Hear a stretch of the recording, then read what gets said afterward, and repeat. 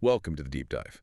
We dig into the sources so you don't have to, pulling out the key That's insights. the idea. Today, we're tackling something absolutely vital, but maybe, not always top of mind with all the AI buzz. Right. The global mainframe security market. These are those powerhouse computers running so much behind the scenes, finance, Their government. infrastructure, really. Exactly. And our mission today to unpack the really quite surprising growth here and figure out what it signals for, well, for our digital future. Yeah, it's fascinating because, some folks might hear mainframe and think dinosaur. Totally. But the security aspect, it's booming. This deep dive uses the latest market data to show why these legacy systems are actually more critical than ever. Okay, let's jump right in with the big picture numbers. These really caught my eye. Back in 2021, the global market, it pulled in about $72 million. 72.045 million to be precise, a solid base. Right. But check this out. Oh. Projections show it hitting $103.1 million by 2025. And then, by 2033, it's expected to more than double up to $211.14 million. Wow, yeah, that doubling is significant. It really is. And it's not just a quick spike. There's a strong compound annual growth rate, the KGR, of 9.374%, Nearly 10% year over year, sustained. which tells you there's real ongoing demand. It's not a fluke. So the big question is why? Why this sustained growth for, well, mainframe security? Exactly. What's driving it? Well, the sources point to a few key things. First off, cyber threats. And it's not just, more attack. It's the type of attack. Precisely. They're getting smarter, more sophisticated. Think targeted ransomware, state-sponsored stuff, aimed right at those core systems holding financial or government data. The crown jewels, basically. They really are. So these mainframes, they've become really high-value targets. Makes sense that security investment has to go up. Yeah, higher stakes mean bigger walls needed, Exactly. Then you've got compliance. Regulations are getting tighter everywhere. like GDPR in Europe. Yeah. Or HIPAA for health data in the U.S. Spot on. And these aren't just guidelines, they're mandates. You have to protect sensitive info, and a lot of that resides on mainframes. So it's defense and compliance driving investment. Right. And the third piece, which is maybe less obvious, is mainframe modernization. So they aren't just sitting there unchanged. Not at all. Companies are actively integrating them into, hybrid cloud setups, modern IT environments. Which sounds complex. It introduces new pathways, potentially new vulnerabilities. So you need cutting-edge security that understands that mix of old and new. Got it. So the modernization itself creates new security needs.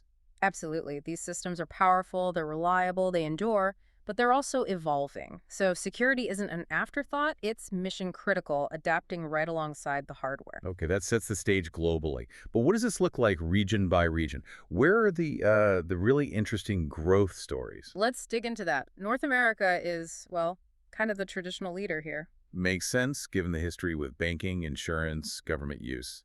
Exactly. In 2021, they accounted for $25.5 million, roughly. A big chunk of the global total. Yeah. And that's projected to grow to over $70 million by 2033. So still leading the charge. And I assume the U.S. is the biggest part of that. Oh, definitely. The U.S. was around $20.7 million in 2021, heading towards $56.6 million by 2033. Still a powerhouse. What about Canada and Mexico? Are they seeing growth too? They are actually quite strong growth. Canada's CAGR is over 9.6%. Wow. And Mexico's is just over 9%.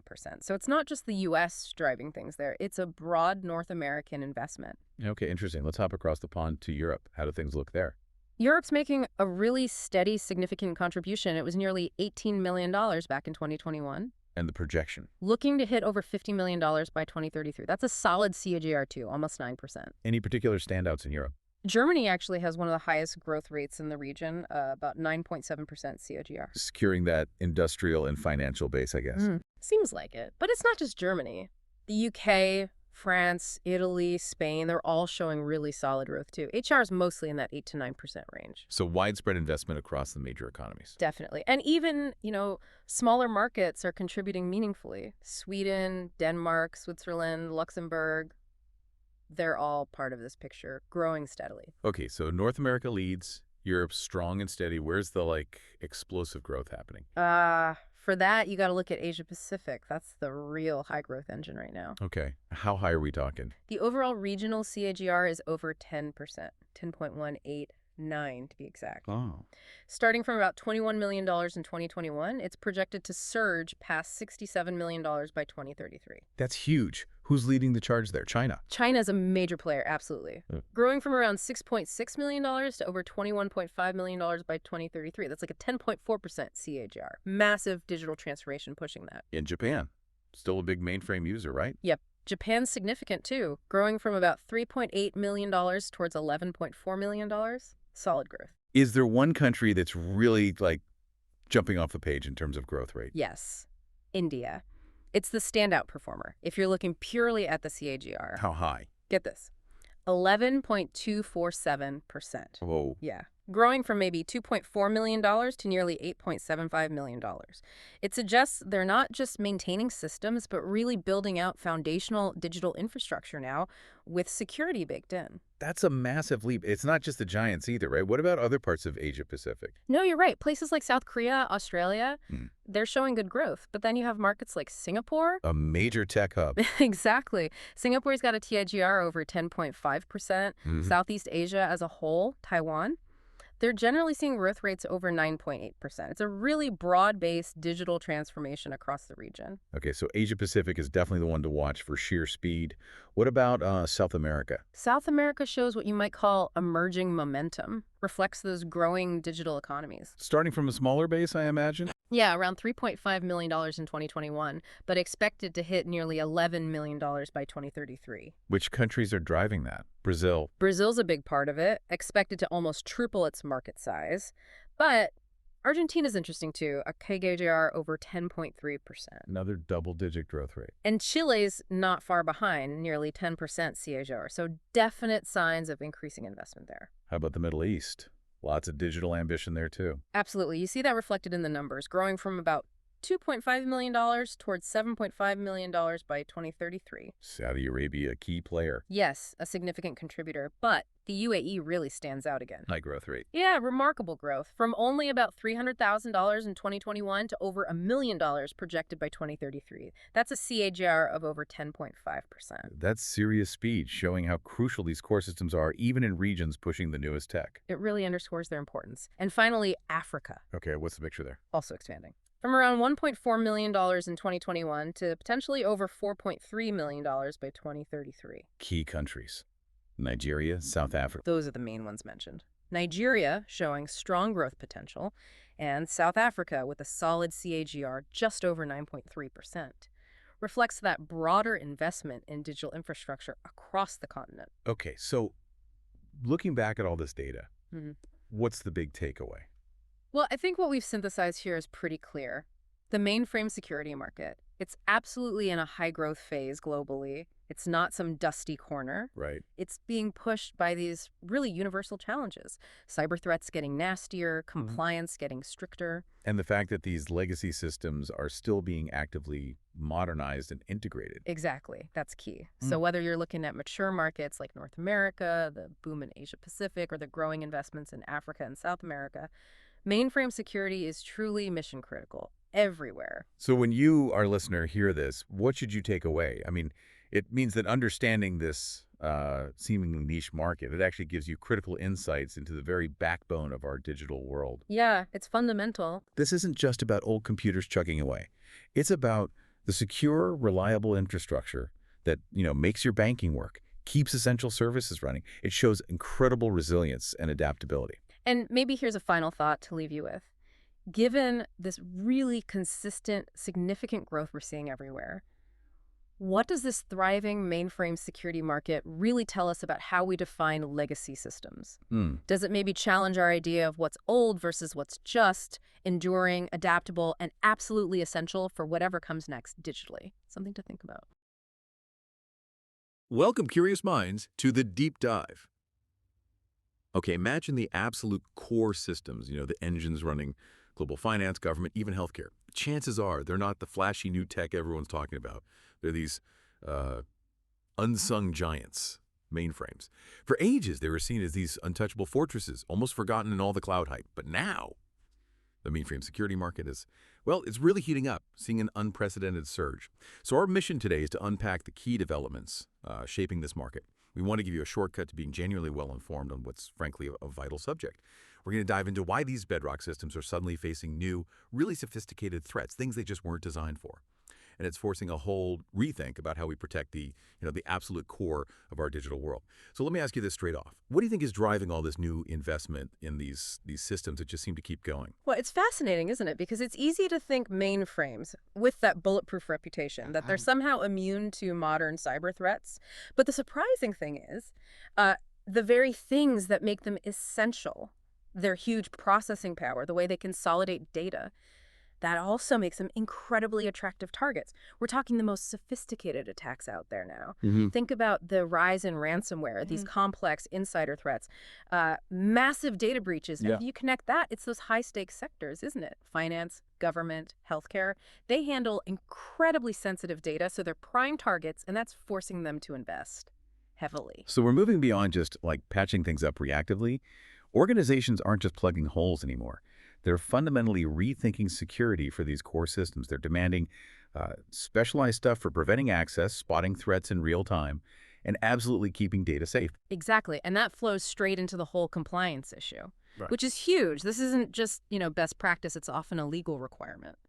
Industries like healthcare, finance, defense, they've got incredibly strict regulations. Think HIPAA for health data, GDPR for personal data in Europe, PCI DSS for credit cards. Yeah, the big ones. Right. And these frameworks, they're not optional.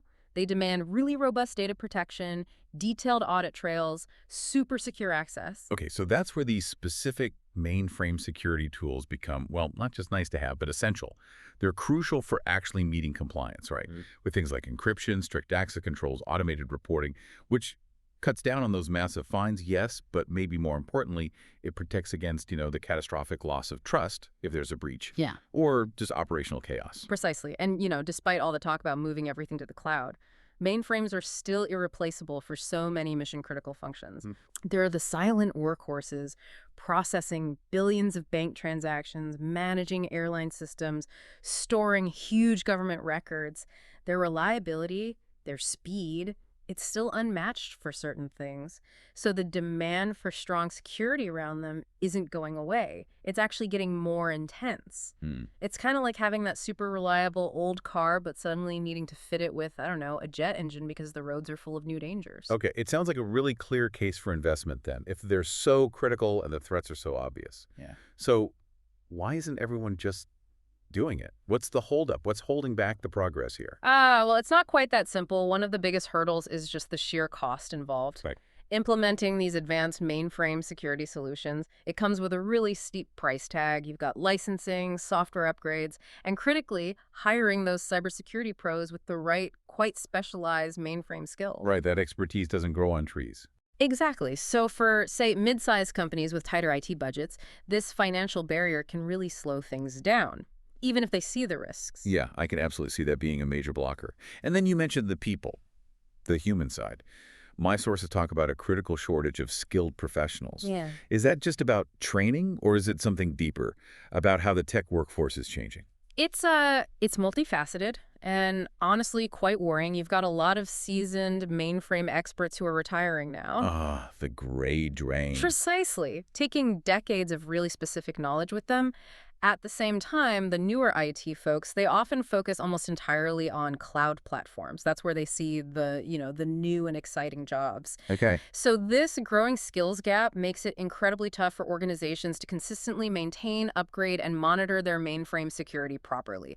It's like having this high-tech fortress, but, well, not enough experienced guards who know the layout. Wow, that's a huge vulnerability in itself if the people who know how to secure these things are disappearing. And speaking of old systems, there's also this organizational reluctance to modernize, right? That fear factor, fear of disruption, maybe? Exactly that. Companies often worry, quite intensely sometimes, that updating their mainframes will cause unacceptable downtime or trigger some kind of ripple effect, disrupting their most critical operations. So this reluctance often means outdated infrastructure just stays put, which in turn really limits how effective any modern security upgrades can be. It leaves critical vulnerabilities wide open. Right. It's a tricky cycle to break. The perceived risk of making a change often feels bigger than the very real but maybe less immediate risk of doing nothing. Okay, so given those pretty significant challenges, cost, skills, reluctance, let's look ahead. Mm. How are companies trying to navigate this? What's the future looking like for mainframe security? Well, one really big trend is deeper integration. Mainframe security tools connecting much more closely with what we call SIEM systems. Security information and event management, right? Exactly. And also with identity management systems, think about it like this. For decades, mainframe security was often kind of its own separate island. Mm-hmm. But now this integration, it's not just a tech upgrade, it's about giving organizations a single pane of glass, a unified view, a sort of central nervous system to see everything happening across their whole IT environment, including the mainframe. Oh, okay. It means alerts aren't stuck in silos and user access gets controlled from one place. That's huge for spotting complex attacks that cross different platforms. That makes a lot of sense. So it's really about breaking down those old walls between the traditional stuff and the modern IT, Yeah. getting a more sort of holistic view of security. Absolutely. A holistic approach is key. And another major development tied into that is the move towards zero trust architecture. Zero trust, yeah. Hearing that everywhere. Right. The old model, trust but verify. Once you're inside the network perimeter, you're kind of assumed to be okay. That's really being thrown out. Hmm. Zero trust is built on continuous identity checks and really tight, limited access privileges. Basically, assume nobody, inside or outside, can be trusted automatically. Right. Verify everything, always. Exactly. And mainframe solutions are now aligning with this. They're enforcing much stricter access controls, tougher authentication, which gives much better protection against both insider threats, which are a huge concern on mainframes and outsider attacks. It's a fundamental shift. Yeah, that definitely feels like a big philosophical change in security thinking. Okay, and lastly, what about the cloud?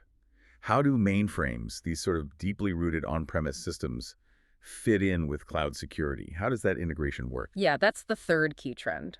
Cloud mainframe security integration. It's absolutely essential now because so many places have hybrid environments. Right, mixtures of old and new. Precisely. Enterprises are managing these mixed landscapes, and they desperately need tools that can bridge their on-prem mainframe systems with their cloud platforms. The main goal here is ensuring consistent governance, consistent compliance across both worlds, allowing secure data flow between them, holistic monitoring, but without messing up the integrity of those crucial legacy mainframe systems.